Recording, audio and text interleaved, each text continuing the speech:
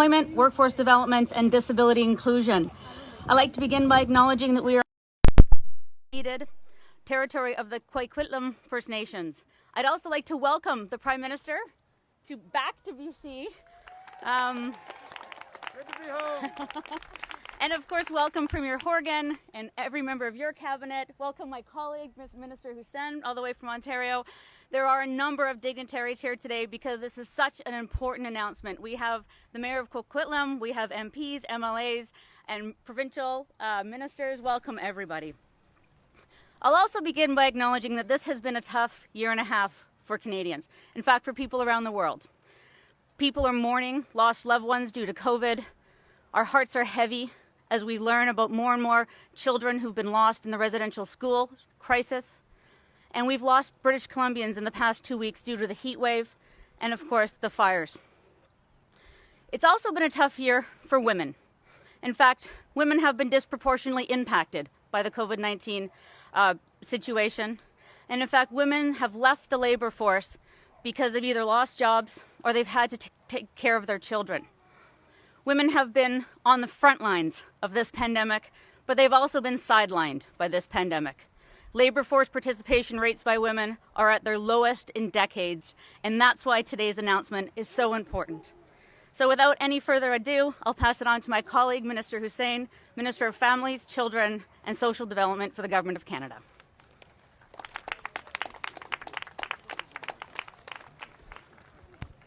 Thank you so much, Carla. Good morning, everyone. Bon matin, le monde, tout le monde.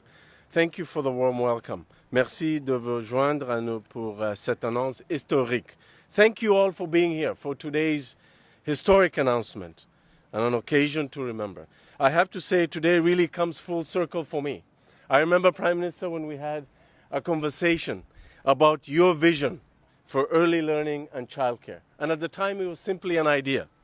And today, we have reached a point where we can make this idea a reality. Thank you.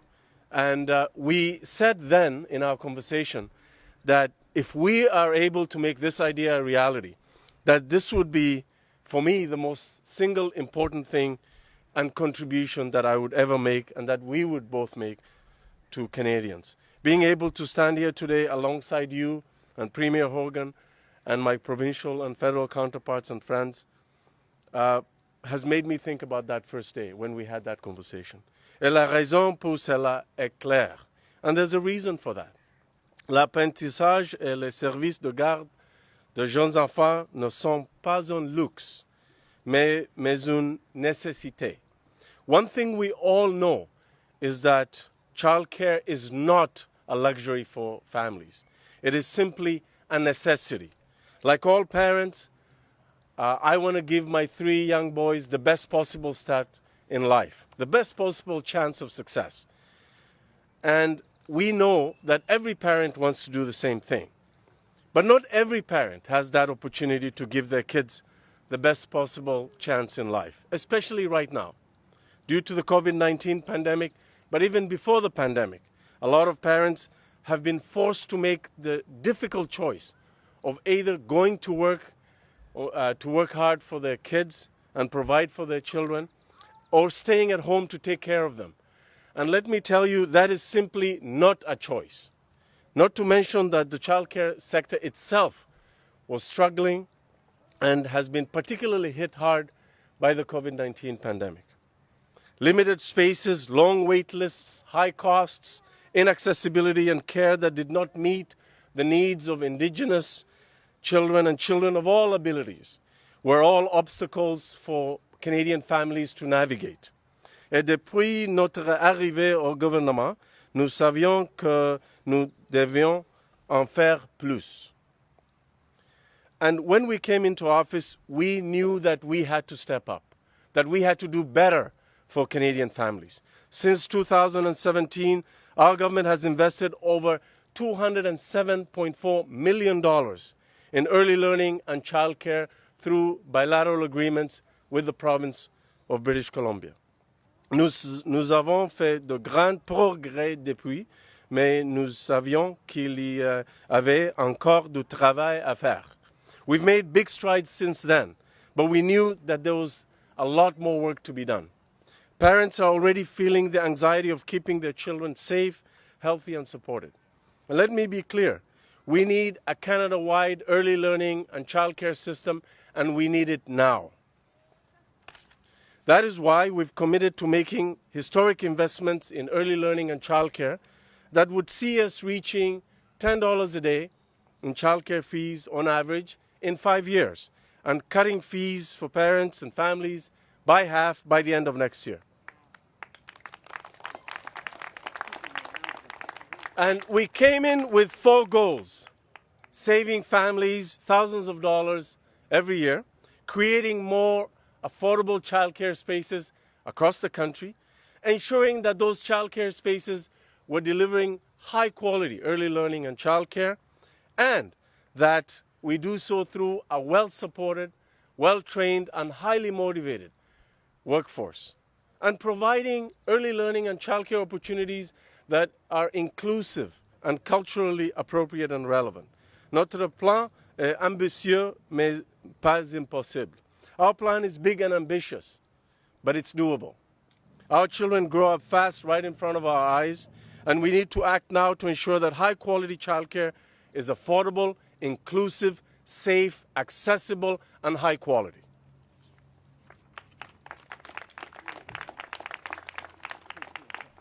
Simply put, ladies and gentlemen, our vision for a Canada-wide early learning and childcare system is a reflection of the kind of Canada that we want. I have full confidence in us. We will get it done together. And today is a historic step in the right direction. And let me tell you, I'm going to turn it over next to the strongest advocate, visionary, and ally of Canadian parents. Someone who worked tirelessly to make sure that we arrived at this day, and that this day would become a reality. On that note, I want to welcome my friend, colleague, and Prime Minister.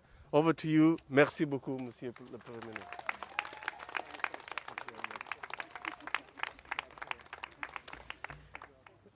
Thank you, Ahmed. Hello, everyone. Bonjour tout le monde. First, I want to acknowledge that we are on the traditional, ancestral, and unceded territory of the Coquitlam First Nation. We thank the Coquitlam who continue to live on these lands and care for them, along with the waters and all that is above and below. I am very happy to be here at Lafarge Lake Park in Coquitlam with Premier Horgan. John, it's always great to see you, but really great to see you today. Today's announcement is yet another great example of how closely and collaboratively we've been able to work, particularly with this strong progressive government in BC, on things that'll make a real difference for people. With a shared vision on childcare, strong commitments that John has made over the past many years and actions he's taken, we've been able to move very quickly. I'm also happy to be joined by Ministers Hussen and Qualtrough. Ahmed, the work that you have done over the past many years, first signing bilateral agreements with all provinces and territories a number of years ago that have brought us forward on improving childcare right across the country for so many people. Minister Qualtrough, by members of our outstanding team here in BC, and by the Provincial Minister of State for Childcare, Katrina Chen, who's been an extraordinary ally on this as well.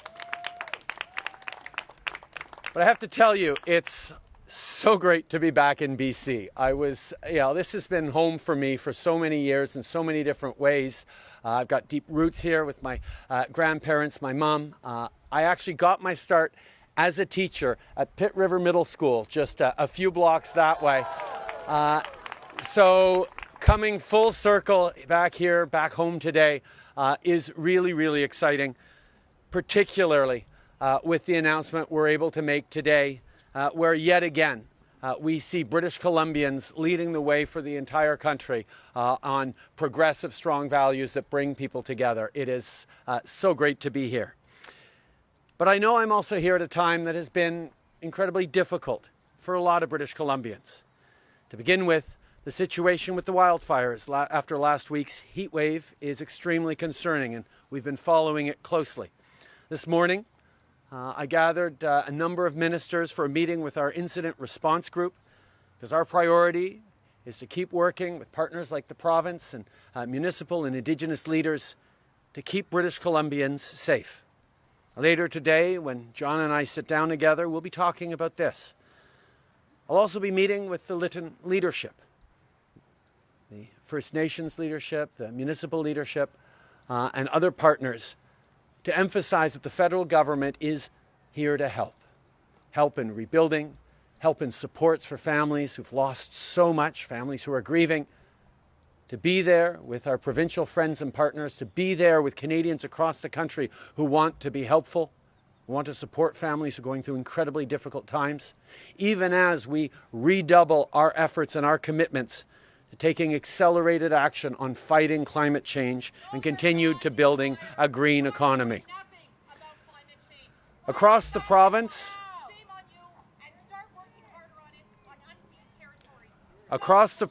there are also people grieving after the recent discoveries of unmarked graves near former residential schools.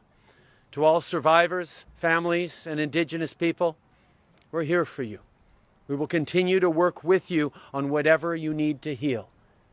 Canada needs to recognize that the shame of our past is echoed today in continuing injustices, intolerance, and unfairness towards Indigenous peoples. And that reconciliation is not just about Indigenous peoples and governments, although that's an important part of it that we are all working hard on. It is also something that involves every single Canadian. Every single one of us must be on this path towards reconciliation, towards a better country in partnership with Indigenous peoples. Ces découvertes nous rappellent à quel point il est important de continuer à bâtir un meilleur avenir pour tout le monde. Et c'est pour ça qu'on est ici, pour annoncer des vraies mesures progressistes qui vont avoir un impact réel dans la vie des gens de Colombie-Britannique. The pandemic has laid bare what women and feminists have long known, that without good childcare, it's practically impossible for parents, especially mothers, to build a career. For middle-class families, quality childcare can be incredibly expensive, and that's if parents are able to find childcare spaces at all. Just take here in the Lower Mainland, where childcare can cost up to $60 a day. That's $300 a week for one child. And what if you have 2 or 3 children? Hardworking families deserve better, but our economy deserves better as well. Rebâtir en mieux, c'est de s'assurer que les mères et les familles puissent avoir accès à un service de garde de qualité et abordable. C'est important pour nos enfants et c'est important pour notre économie de permettre à plus de femmes d'être sur le marché du travail. Quand on parle d'une relance féministe après cette pandémie, c'est de ça dont il est question. Des actions concrètes qui vont donner une chance à tout le monde de réussir. So yes, this is exactly what a feminist recovery looks like. In April, we announced our plan to build the first ever Canada-wide early learning and childcare system. And today I can share that we've reached an agreement with the strong, progressive allies in the government of BC to make childcare more affordable for families in this province. For people with young kids, this is huge. As part of the agreement, in the next 5 years, we'll work with the provincial government to achieve an average of $10 a day childcare for all regulated spaces for kids under 6. Also in the next 5 years, 30,000 new high-quality spaces will be created in British Columbia. This is real change you can count on. By the end of next year, the average childcare fees for BC parents will be cut in half, and there will be more than 12,000 $10 a day spaces available. To make all of this happen, we've worked incredibly hard with leaders within the government of British Columbia, which will fund critical services, grow a strong and skilled workforce of early childhood educators, and expand not-for-profit and public delivery of early learning and childcare. So if you're a parent, this landmark agreement led by the government of British Columbia and the federal government means that help is on the way. We're making your life easier and more affordable, and we're making sure kids get the best possible start in life. And I want to add to all of those parents and families watching us across the country right now, wondering when they're going to have the opportunities that the work that British Columbia and the federal government have done together is going to deliver for families in BC. We're working on it. We are right now excitedly working very closely with a number of jurisdictions across this country to follow BC's tremendous progressive lead on delivering real support for families and real support for our communities as we build back better from this pandemic. Bien sûr, un bon système de garde des jeunes enfants est un système qui est inclusif. Dans le cadre de cette entente avec le gouvernement de la Colombie-Britannique, nos deux gouvernements s'engagent à offrir plus de soutien pour les enfants avec des besoins particuliers. On va aussi faire en sorte que les membres de différentes communautés vulnérables aient un accès équitable à des places en service de garde. Et on va travailler avec nos partenaires autochtones pour s'assurer que les enfants puissent avoir des places avec des programmes qui tiennent compte de leur culture. This is a permanent partnership with minimum ongoing annual funding of $9.2 billion right across the country. That's how you create a system, by working hand in hand with willing partners like the government of BC to fund the services families depend on. We're building a better future for families, and as we do, we're building a better economy too. Our Canada-wide child care plan will help thousands of people, including women, be able to choose to build both a family and a career. This is real, tangible progress. This is what it means to be a feminist government. Our early learning and child care plan builds on investments we've already made in a more progressive parental leave system. Our plan also builds on the success of the Canada Child Benefit, which is increasing again this year and has already lifted hundreds of thousands of children right across the country out of poverty.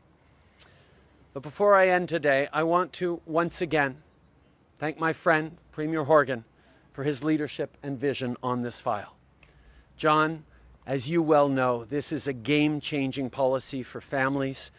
BC has made unbelievably important progress on childcare since launching your own plan 3 years ago, and this foundation will allow us to move together quickly and boldly in the coming months and years. And of course, all of this work wouldn't be possible without the advocacy of the childcare sector. That's why it's so important that you continue to have a seat at the table. So to all the experts, advocates, educators, and providers who were so integral in encouraging not just governments, but Canadians in continuing to demand better childcare opportunities for families, for communities, and for our future, thank you. We are here to support your valuable work, and together we will all continue building a future where everyone has a real and fair chance at success. Merci beaucoup, mes chers amis.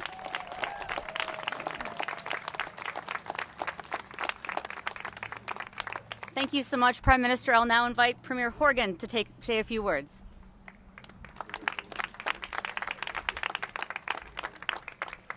Thank you, Minister Qualtrough, Minister Hassan, Prime Minister, welcome home. I too want to acknowledge that we are all gathered today on the unceded territory of the Coquitlam First Nation, and I want to lift my hands to all of you who've come here today to hear about an exciting change in how we do business here in Canada. I also want to acknowledge, of course, my colleague Katrina Chen, the Minister of State for Childcare, Minister Mitzi Dean, the Minister responsible for Children and Family Development, and I also want to say to Selena Robinson, to Mayor Stewart, to Finn Donnelly, and I see Councillor Hodge out in the crowd. I wasn't being provocative wearing my shamrock mask to add in that country. It's just a habit. I can't help myself. But it is great to be in Coquitlam today to announce and share in the joy that I know childcare providers who have been relentlessly promoting the $10 a day plan and the advocates right across the country, but particularly here in British Columbia. We started in 2017 with a plan to deliver $10 a day childcare with our Childcare BC plan, $2 billion invested since then, but we could not get to where we're going to get in the next 22 months without the full participation of the federal government. And although I want to acknowledge the absolute tragedies that we've experienced through the past 16 months of COVID-19, out of crisis, out of challenge also comes opportunity and potential. And over that period of time, the Prime Minister has convened over 30 First Ministers' meetings to discuss the challenges that British Columbians and Canadians have been facing throughout the pandemic. And it's not just, of course, the pandemic. We had lockdowns, we had uncertainty, we had our loved ones in long-term care facilities unable to reach out to their families in their last days. These are profound issues that affected all of us. And by coming together over 30 times, governments across the country, different political stripes, all coming together not to air our grievances, but to listen to each other about how we could put in place programs that would help Canadians. We talked about childcare during the pandemic. The childcare workforce was the workforce behind the workforce. One of the first things we discovered as COVID-19 took hold in Canada was if we did not have childcare spaces open and available, our communities would not function. And that elevated yet again the importance of making sure we had an affordable, accessible plan for all British Columbians, indeed all Canadians. We talked about this meeting after meeting after meeting, and I am so grateful that the Prime Minister and his team not only heard what we were saying here in British Columbia and in other parts of the country, but they said, we want to get into the game with you, we want to do this together, and that is why we're here today. 3 years ago, childcare in British Columbia could only be described as patchwork. I can't tell you the number of families that told me about, and I'm sure some of them may well be here today, about the big calendar on their refrigerator that had where the kids were going to be on a certain day. If the mother-in-law wasn't available because she had an appointment, what am I going to do? These questions were coming up every day, every week, every month for years as young families tried to get a way forward to make sure their children were cared for, they were getting the early education they would need to be prepared for K-12 and the challenges of a competitive world. And yet, despite the challenges, there was not progress being made. So we said in 2017 that we were going to move to $10 a day because that's where the advocates had been championing, that's where providers wanted to go, and more importantly, that's where parents needed us to get to. We took tentative first steps. We had a coalition government at that time. We had to negotiate every step of the way. But I have to say, although I do not regret 12 miserable years in opposition, it is in opposition where you hear from people who have challenges, who have ideas and suggestions about how government can do a better job. And it's by listening. Government seems to think that seem to think that governments do this instinctively. Oftentimes we do not. And again, I lift my hands to the Prime Minister for repeatedly bringing people together at tables across the country to talk about the challenges that families were facing. And today, we're here to reap the benefits of that. We no longer have patchwork systems here in British Columbia. We have seen a dramatic reduction in costs for families right across the board. And with a $3.2 billion investment from the federal government over the next 5 years, we can and will get to $10 a day in British Columbia, as we had predicted, as the advocates had hoped and had constantly pushed us to get to. Now we can achieve that. I think most Canadians expect and of course demand that governments work together, municipal, federal, provincial. But oftentimes it doesn't work that way. We have competing interests, and a country as diverse and vast as Canada, different issues emerge on different days that take the attention of elected representatives. But in this instance, with Katrina Chen's leadership on my team and with Selina now, the Minister of Finance, Carol James before that, I don't think it's lost on anyone that the federal finance minister today is also a woman. And when women get together, things get done. And that's why we're going to have $10 a day.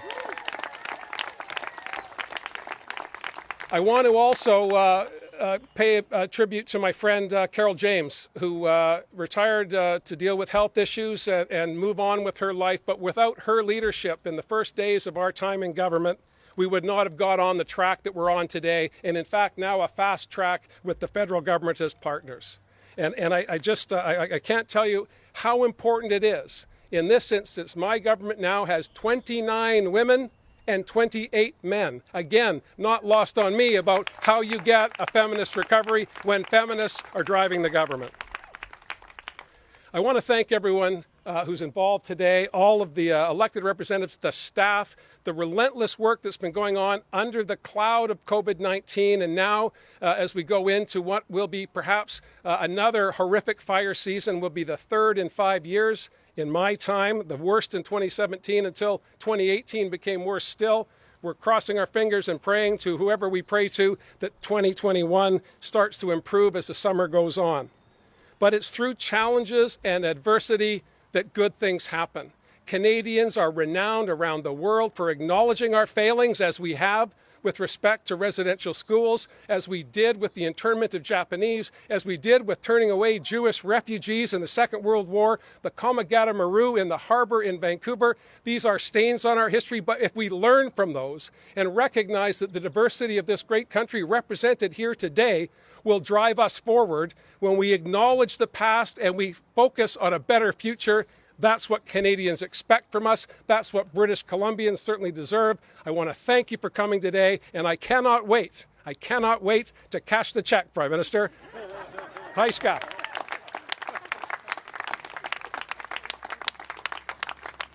Thank you, Premier Horgan. I'd now invite Minister of State for Childcare, Katrina Chen, to say a few words.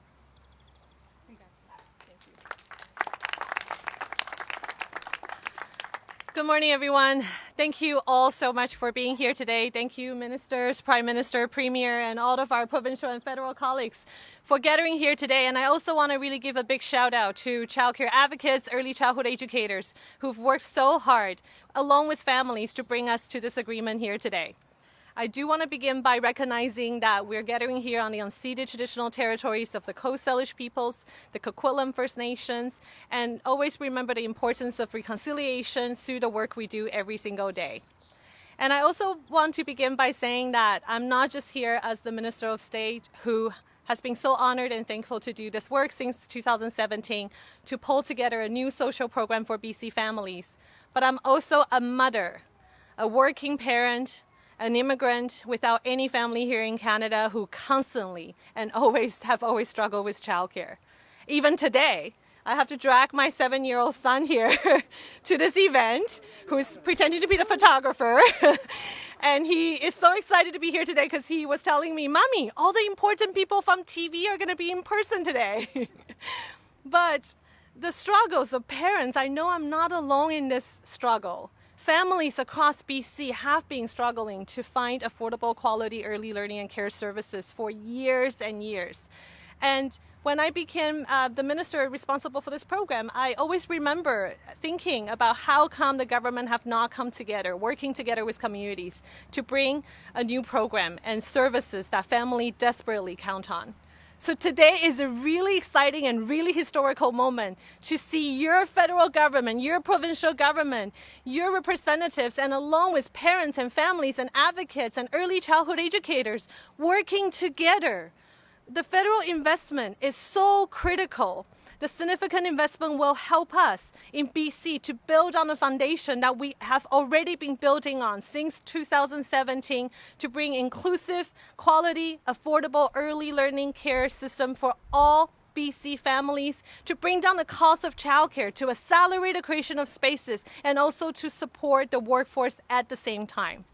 This is a historical moment for us to come together and think about how we can work together to create an equitable, inclusive community for all. And this is not just a social program. This is a social program that will bring us gender equity to support women historically who have been bearing the brunt and responsibilities of childcare, to be able to lift them up as we go through this economic recovery.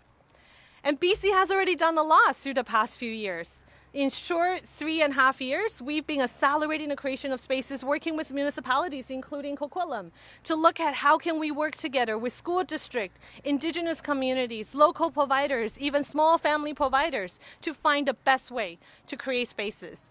We have been bringing down the cost of childcare. Tens and thousands of families are already paying $10 a day for childcare, are already seeing a fee reduction in their childcare fees. And we have to continue to do more. And this federal investment will help us to get there, to make sure all families have affordable childcare.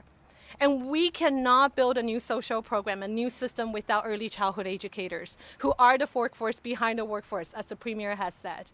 That we need to make sure we support the work they do through wage enhancement, through bursary programs, through ongoing workforce support. And we have already rolled out over a dozen strategies to ensure that they get the support they deserve, including, thanks to the Finance Minister, doubling the wage enhancement starting in September this year. In 2 months, they will be getting $4 an hour wage enhancements through our provincial funding and along with the hard work of Minister Ding here.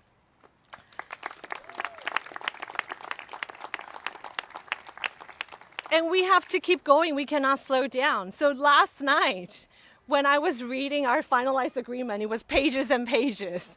I cannot tell you how I was thinking about families that I've met.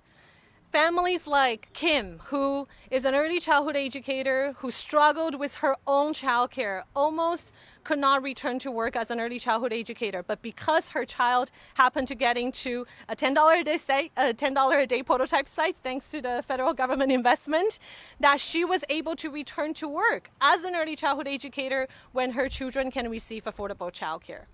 I was thinking about families like Zarif and his wife Zohra, who Zarif was a doctor from Afghanistan, immigrated to Canada, had a really tough beginning. I met them before I became an MLA. And out of the blue, I bumped into them at the Inclusive Childcare Center where their youngest child was receiving extra support for his support needs, getting affordable care, paying nothing for their childcare fees, so his wife could go back to school, learn English, as Zarif worked hard to support a family of 5.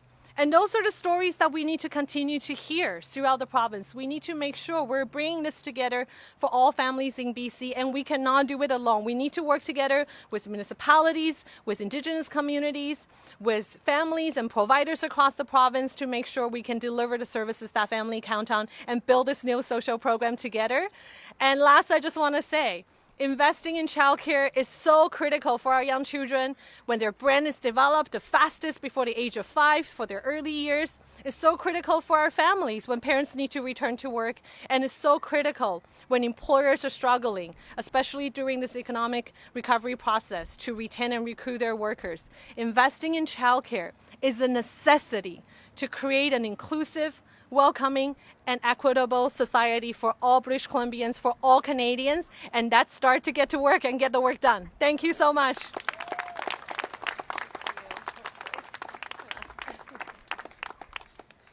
Well, thank you very much, everybody, for coming today. You can definitely see that this announcement today is rooted in a shared understanding that childcare is an economic, a social, and an equity issue, and a shared belief that every single child in this country has a right to the best possible start in life. And it's because of the leadership within my own province of BC that we get to be the first one in the country to benefit from this collective and shared view of childcare. So thank you very much, Premier Horgan. Welcome again, Prime Minister, and I will hand it over for questions.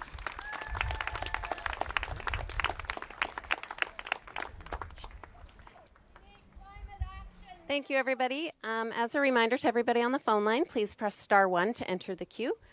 You will be limited to one question and one follow-up only. For media on site, we will ask that you please line up at the microphone at the front and provide your name and outlet before you ask your question.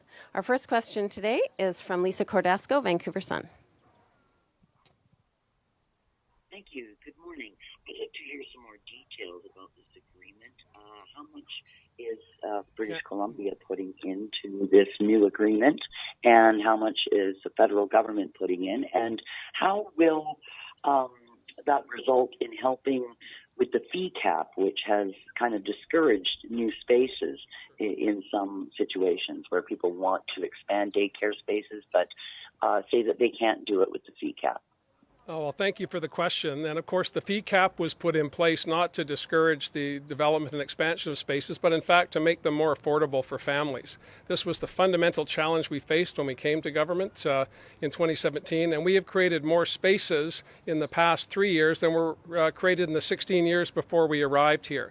So the proof, in my opinion, is in the pudding. We've been able to get spaces developed. We can continue to do this now with a significant investment from the federal government, $2 billion the budget 2021, which was, of course, a COVID budget coming out of a global pandemic. Our commitment to meeting our $10 a day targets remains intact and, in fact, now can be accelerated with the support from the federal government. But investments in childcare are fundamental, as Minister Chen said, to ensuring that families can realize their full potential and get back into the workforce. And it's not just, of course, advocates that talk about this and parents. It's the Business Council, it's the Chambers of Commerce, because they recognize, of course, because our society is made up of families, that if we're going to have full participation as we come out of the pandemic, we need everybody in place. That means training early childhood educators. That means lifting those wages up, as Katrina said, so that people will get into the profession, so we can recruit and retain the next generation of workers. We're also, in the next 24 months, transitioning child care from the responsibility of the Minister of Children and Family Development into education, because at the end of the day, this is about early learning and child care. That's the plan that we've developed, and that's the plan that we're going to proceed with the great support of the federal government, to the tune of the next number of years, $3.2 billion. Lisa, do you have a follow-up? Yes, I'd like to ask the Prime Minister something. When can businesses who are involved in the tourism sector expect to see some solid metrics for the international border reopening that are very clear and reliable? I think we all want to get back to as much normal as possible, and indeed make sure that that normal is better than it was before. But we're not quite through this pandemic yet. We still have to be careful. We still have to be vigilant. We have taken a significant step after having shut down the borders almost entirely for a year and a half. We've now allowed for people who are fully vaccinated, who are Canadian travelers, permanent residents, people who have the right to travel during this pandemic, to come back without having to quarantine for 2 weeks. That is a big step, and it encourages everyone also to make sure that they're moving forward with vaccinations. Everyone's got to get vaccinated if we're going to get through this as a community, as a country. We are very eager to move forward on next steps, and I hear tourism industry very eager as well to start welcoming fully vaccinated tourists from around the world. And we're going to make sure that we are moving forward on that in the coming weeks.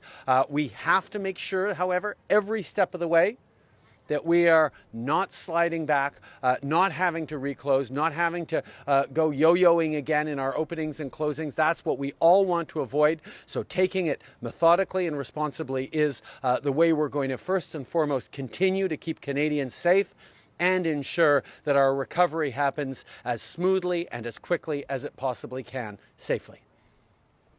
Next question is from Greg Rasmussen, CBC. Prime Minister, this question is for you. Welcome to BC. You mentioned the $9.2 billion annual cost of this program.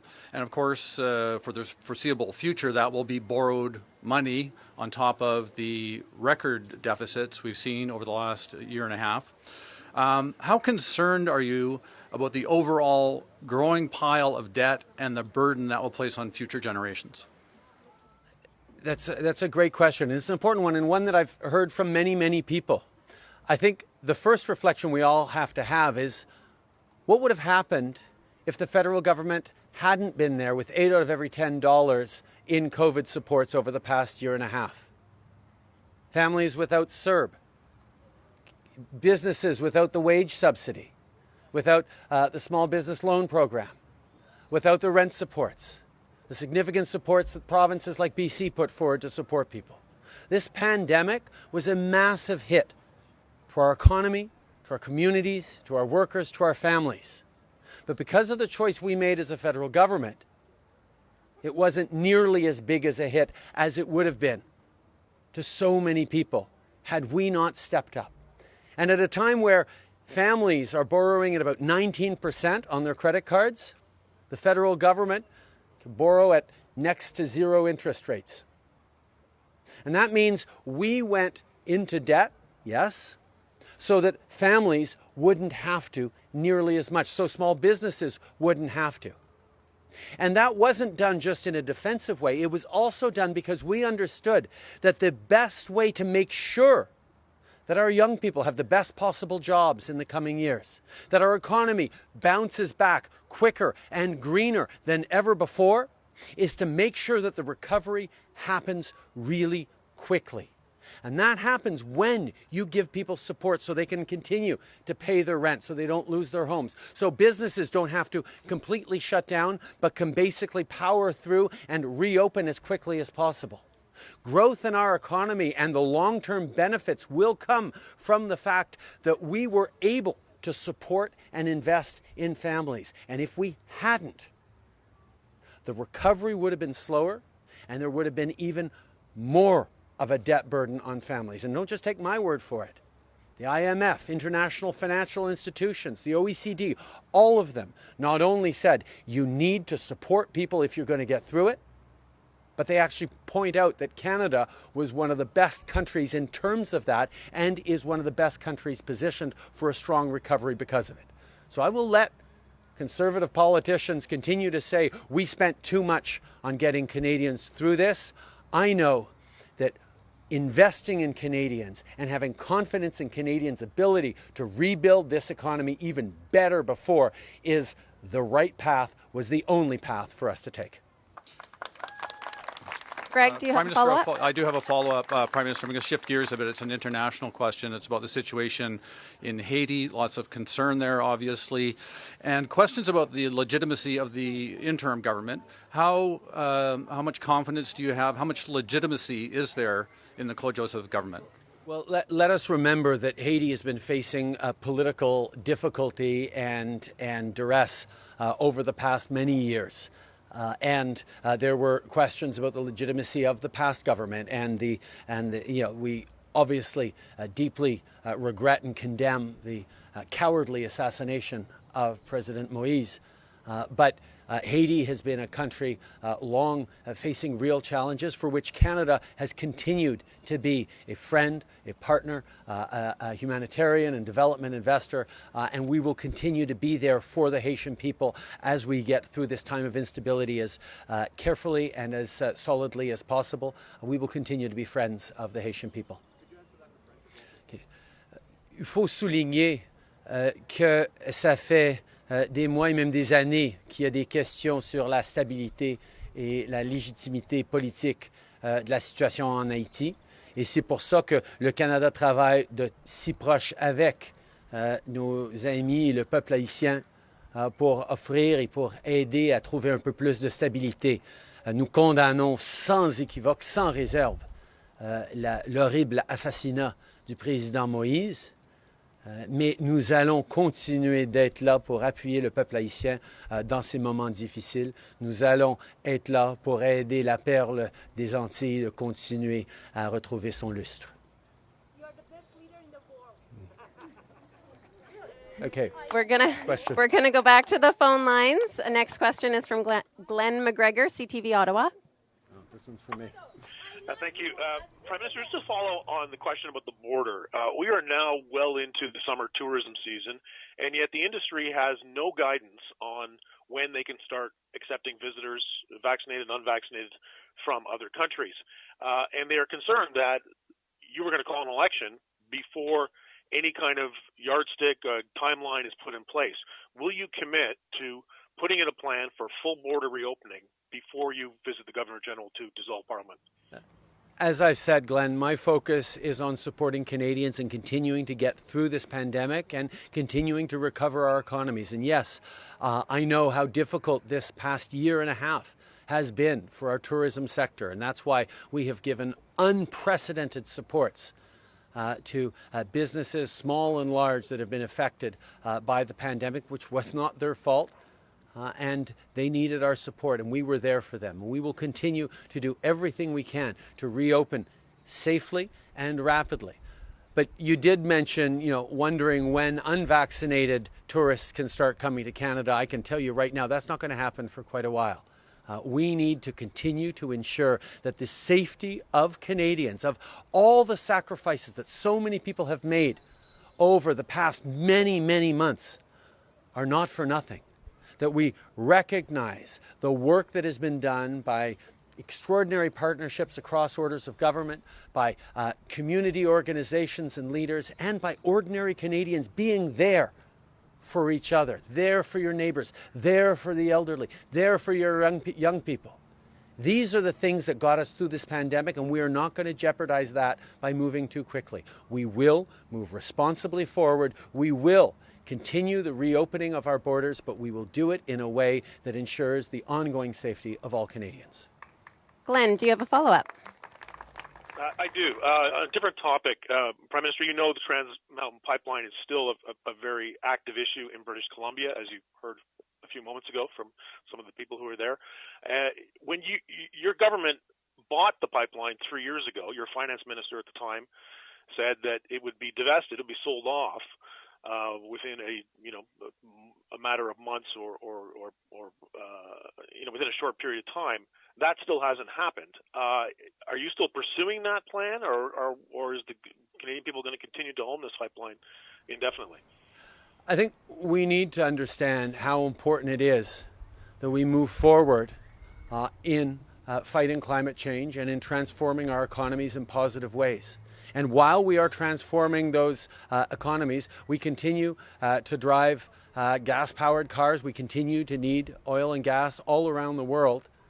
But we need to move forward through and beyond it. We need to reduce our carbon emissions. And part of making sure that we have access to markets other than the United States for our oil and gas resources is about getting the best returns for our natural resources so we can invest them in the transition, in the transformation of our economy.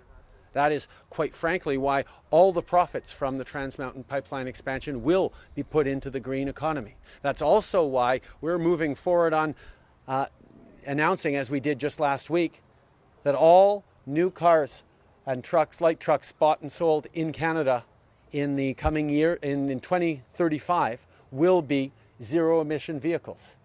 These are things that we know we need to do, but we are in a time of transition and we need to get there responsibly and properly. We are not in the long-term business of operating pipelines as the Government of Canada. We will be moving forward with divestment, but we will do it in a responsible way as the project becomes de-risked. Next question is from Mandy Wen, Fairchild. Hi, Prime Minister. Last week, the wildfire just has destroyed 90% of the Lytton, and including the Lytton Chinese History Museum. So I'm wondering, would federal government and the BC government would work together to provide support to the local people there and also rebuild the museum and other infrastructure there? Yeah. I've had many conversations already with Premier Horgan about our partnership and our work together on rebuilding, on first dealing with supporting those families, that community that has been so devastated by the wildfire, and unfortunately very aware that this is going to be a difficult summer for many communities across the country with the forecasts involved. I will be sitting down a little later with the mayor of Lytton alongside a number of First Nations leaders to talk about how we can work together on keeping people safe right now, but also rebuilding the town in the coming months, and we will all be part of it. John, I know you want to say a few words on this. Just with respect to the Chinese Canadian Museum, that's an initiative that we've been spearheading here in British Columbia. We have a plan to have a hub and spoke model, with the hub being here in Vancouver, in the Lower Mainland in Chinatown, as well as a hub in Victoria connected to the Royal BC Museum, which is, of course, a jewel for Canada. The Prime Minister and I are talking about that issue all the time. But one of the spokes was to be in Lytton, a critical place in the history of Chinese Canadians, fundamental to the development of British Columbia and Canada. So it's a great loss of archival material and other artifacts, but we're hopeful that we can recreate the Lytton spoke as we build out the Chinese Canadian Museum going forward. It's going to be an enormous challenge now. I had the opportunity to fly over Lytton earlier in the week, and the devastation is profound. I spoke with firefighters that were from Lytton. Their homes were gone. They had nowhere to go back to. They stayed on the line. They continue to work for the BC Wildfire Service. So the commitment and dedication of the people of Lytton is deeply moving, and our commitment and the commitment of the federal government and other partners, quite frankly, across the country, is to make sure that we can rebuild Lytton back better as a climate focused community, a fire-safe community, the hottest place in Canada year after year after year, an unprecedented heat, and both the Prime Minister and I are acutely aware that this climate change phenomenon is not a one-time thing, although it was a once-in-a-thousand-year episode. We're going to see events like this more and more. That's why we're going to be both going to Glasgow in the fall, to COP, to talk about the plans we have here in British Columbia through Clean BC and how we can continue to collaborate, keeping in mind that British Columbia is 5 million souls in a sea of 7 billion. Climate change requires international focus, not just British Columbia focus, not just Canada focus, but we stand together on this issue to make sure that the world understands we're seeing it here year after year. We need to take immediate action, and that's our plan. I know that's the plan of the federal government as well. Mandy, do you have a follow-up? I have a follow-up question for Premier Hogan. BC Liberals today just said that if the government declare a provincial state of emergency, it will make a huge difference to help to fight the wildfire. So what's your comment on that? Well, it would make no difference at all. We had been in a state of emergency in British Columbia for 16 months. We have all of the resources that we need to bring to bear, either through Emergency Management BC, through the BC Wildfire Service. There are local states of emergency as fires emerge. That is how we traditionally manage these issues. We don't need a state of emergency. The Prime Minister and I talked on Canada Day about how Canada could collaborate with us. Already assets have been moved into Edmonton so they can assist us with our efforts here in British Columbia. So the collaboration at the municipal level with Indigenous communities with the federal government is already well underway. There's no requirement for a state of emergency. Again, it's not something that I do by snapping my fingers. I take advice from professional officials, whether they be in emergency management or the wildfire service, and when they ask for it, we'll deliver it. If the official opposition asks for it, that's fine, but they're not the professionals that I'm depending on. I know British Columbians would prefer that I listen to the firefighters and the communities and bring those issues forward as they're needed, not just to make a headline. Going back to the phone, we have Maria Weisgarber, CTV Vancouver. Oh, hi there. Just a question for the Prime Minister relating to border travel. We're about 2 weeks away from when mutual travel restrictions with the U.S. are set to expire. I know you've said that you want to move forward responsibly, but you've also said it's based on our vaccination rate as well here in Canada. So is our rate on track to see the resumption of discretionary travel between our two countries following July 21st? I can understand entirely why people are so eager to see the end of this pandemic and move forward. We are not there yet. We're getting much closer. We're seeing case counts drop right across the country. More importantly, we're seeing the vaccination rates lead the world right across the country. Government of BC has done an absolutely outstanding job in getting vaccines into arms. And we all know we're getting close to the end of this pandemic. But we're not there yet. And we're going to continue to work with the provinces. I will continue the First Minister's meetings to talk about when and how we need to safely reopen. We're going to continue to work with the White House and with our American partners on coordinating as much as possible. But we will make sure that every step of the way, the safety of Canadians and the strength of our reopening is first and foremost. Maria, do you have a follow-up? I do, thank you. You also referenced unvaccinated visitors, that it will be a while before they'd be able to come to Canada. So what do you foresee being put in place to ensure that that happens? First of all our conversations now are about what support we can give and what ease we can offer to vaccinated travelers. We know that if you continue to be not fully vaccinated, you still have to do a 2-week quarantine. There are still strict rules to prevent you from spreading COVID-19 or becoming ill yourself. Before we get to reflecting on what international travelers who are not fully vaccinated might be able to do, we're going to proceed in a step-by-step, and I can tell you that the next step will be looking at what measures we can allow for international travelers who are fully vaccinated. That will be our first focus. We will have more to say in the coming weeks, obviously. Next question is from Brenna Owen, Canadian Press.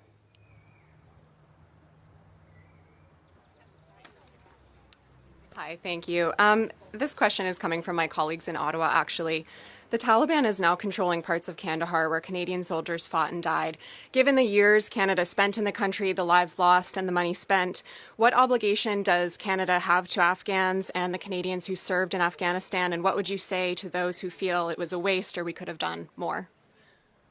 There are thousands of girls who are going to school and who went to school over the past years in Afghanistan because Canadians stepped up. Because we knew that we could and must make a difference in a very, very challenging part of the world. We achieved much in terms of establishing a path to peace and the ongoing work we need to continue to do as a world in Afghanistan is to support the proper path forward, to support democratic processes, to support women and girls' education.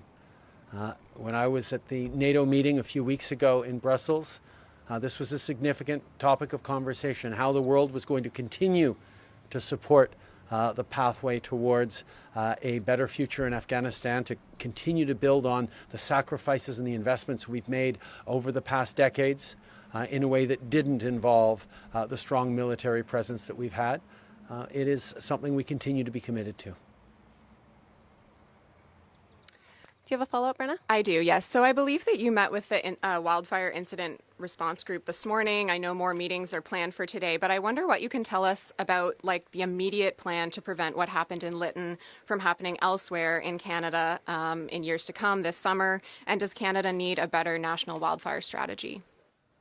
These are all questions that we are dealing with, of course, things that we've been talking about over the past years, since the very difficult years that we faced a few years ago. And because the fact of extreme weather events being more common because of climate change, we need to be thinking about stronger processes to put in place and better things to respond to. But right now, we're still very much in the support for grieving families, for people who've lost so much.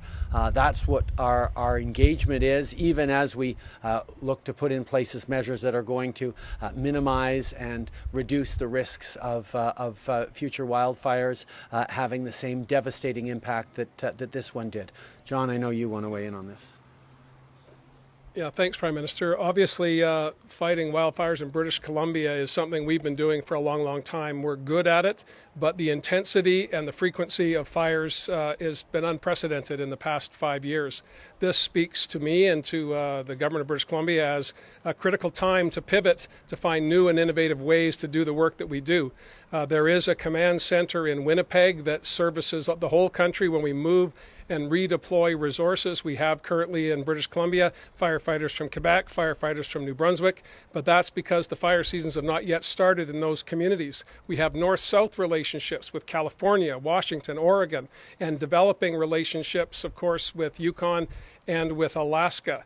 But as a West Coast, where we have seen in California just horrific seasons year after year after year, we need to find better ways to prepare. That means taking fuel out of the forest. That means not just deploying our resources when the fires start, but when the fires stop, deploying more resources to make sure we're removing fuel. And that's where the Prime Minister and I are going to be talking about how can we use the Canadian military with all of the great work they do internationally and here at home. How can we start to train? And the Defence Minister Sajjan of British Columbia understands full well these challenges, and we're hopeful that we can find new ways to redeploy military resources, the Armed Forces of Canada, to help with fuel management, because if there's no fuel, it's easier to manage the fires. And again, of course, we have to build differently. The building codes have to change. These are national and provincial challenges.